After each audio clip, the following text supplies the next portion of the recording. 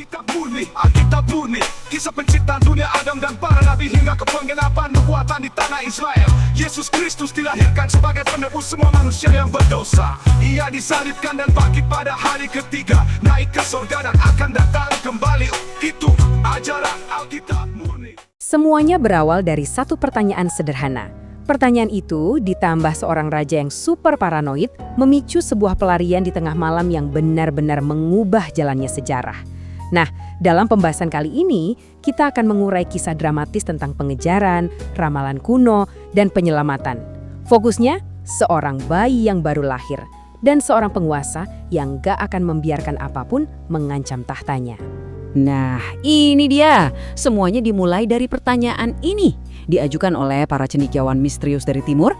Tapi jangan salah, gema dari pertanyaan ini cukup kuat untuk mengguncang seluruh ibu kota dan memicu krisis politik yang sangat mematikan di Yerusalem.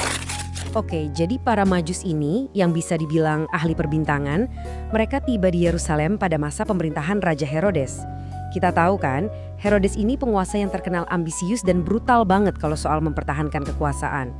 Jadi bisa Anda bayangin ya, ketika mereka datang mencari raja lain yang baru lahir, itu langsung bikin geger di pusat kekuasaan. Reaksi Herodes itu bukan cuma kaget biasa, ini lebih ke rasa takut yang mendalam dan paranoia seorang raja yang posisinya nggak aman, itu menyebar kayak api. Kegelisahannya langsung nular ke seluruh kota. Tiba-tiba, semua orang di Yerusalem jadi ikut cemas. Herodes panik. Dia langsung kumpulin semua ahli agamanya dan minta jawaban. Di mana Mesias yang dijanjikan ini bakal lahir? Nah, mereka menunjuk pada sebuah ramalan kuno yang dengan sangat jelas menyebut satu lokasi spesifik yang sebenarnya cukup nggak terduga. Kota kecil Bethlehem. Dan disinilah kita lihat kontras yang paling tajam dalam cerita ini. Coba diperhatikan, di satu sisi ada orang Majus. Niat mereka tulus, murni, kami datang untuk menyembah Dia. Tapi di sisi lain ada Herodes. Dia pakai kata-kata yang persis sama loh, supaya aku pun datang menyembah Dia. Padahal di balik kata-kata itu, dia menyembunyikan niat mematikan untuk melenyapkan saingan potensialnya. Ini manipulasi yang sangat dingin dan terencana. Tanpa tahu niat jahat Herodes, orang Majus ini lanjutin perjalanan mereka. Bintang yang mereka ikuti menuntun mereka langsung ke sang anak. Di sanalah mereka mempersembahkan hadiah-hadiah yang sangat simbolis. Emas sebagai hadiah untuk seorang raja, kemenyan sebagai penghormatan ilahi, dan mur yang notabene adalah ramuan untuk penguburan. Sekarang, ceritanya masuk ke fase baru yang sangat krusial. Setelah pertemuan ini, komunikasi nggak lagi lewat bintang atau tulisan kuno, tapi lewat jalur yang lebih personal dan langsung, yaitu mimpi. Mimpi yang fungsinya sebagai peringatan ilahi. Jadi, orang Majus ini dapat peringatan lewat mimpi supaya jangan lapor balik ke Herodes. Dan ketaatan mereka pada mimpi ini benar-benar menggagalkan rencana sang raja. Mereka pulang lewat rute yang beda, meninggalkan Herodes yang menunggu dalam kemarahan yang makin menjadi-jadi. Nah, hampir di waktu yang bersamaan, ada mimpi lain yang jauh lebih mendesak datang ke Yusuf. Perintah dari malaikat ini jelas banget dan mengerikan. Nyawa sang anak dalam bahaya besar. Ini bukan lagi sekedar peringatan, ini perintah untuk kabur demi menyelamatkan nyawa mereka. Disinilah tindakan Yusuf jadi sangat krusial. Dia nggak ragu sama sekali. Begitu bangun, di tengah gelapnya malam, dia langsung bawa keluarganya memulai perjalanan berbahaya ke Mesir. Tindakannya yang cepat dan tegas inilah yang pada akhirnya jadi satu-satunya penyelamat mereka. Coba kita rangkum perjalanan mereka sejauh ini. Dimulai dengan penipuan politik di Yerusalem, lanjut ke momen penyembahan yang tulus di Bethlehem, dan berakhir dengan pelarian mendesak di tengah malam menuju pengasingan di Mesir. Sebuah perjalanan hidup dan mati. Sekarang kita masuk ke bagian paling kelam dari kisah ini. Apa yang terjadi waktu seorang tiran yang paranoid sadar kalau dia sudah ditipu? Jawabannya adalah ledakan amarah yang gak terkendali dan benar-benar mengerikan. Disebutkan kalau Herodes menjadi sangat marah. Ini bukan kecewa biasa ya, ini adalah murka seorang raja yang merasa kekuasaannya ditantang dan wibawanya diremehkan di depan umum. Baginya, ini penghinaan yang gak bisa dimaafkan.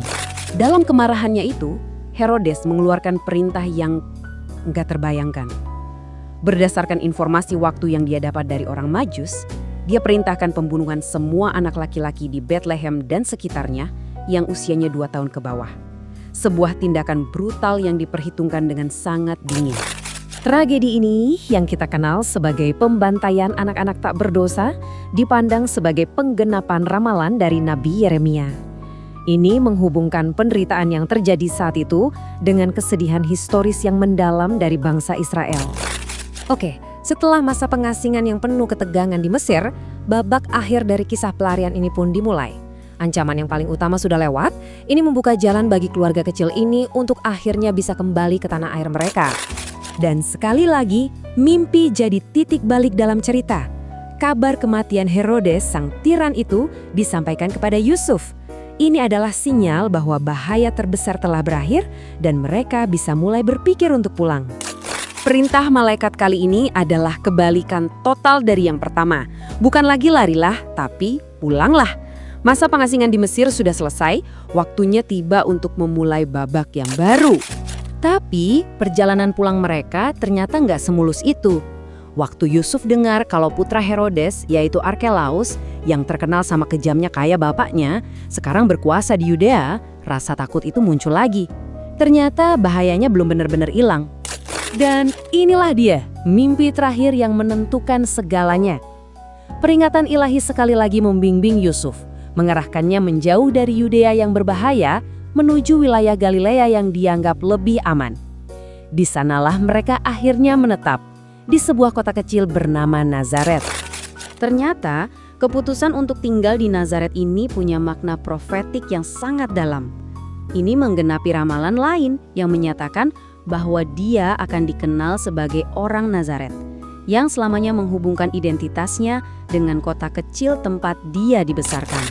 Jadi kalau kita simpulkan, inti ceritanya adalah pertarungan antara paranoia kekuasaan duniawi yang brutal melawan perlindungan ilahi.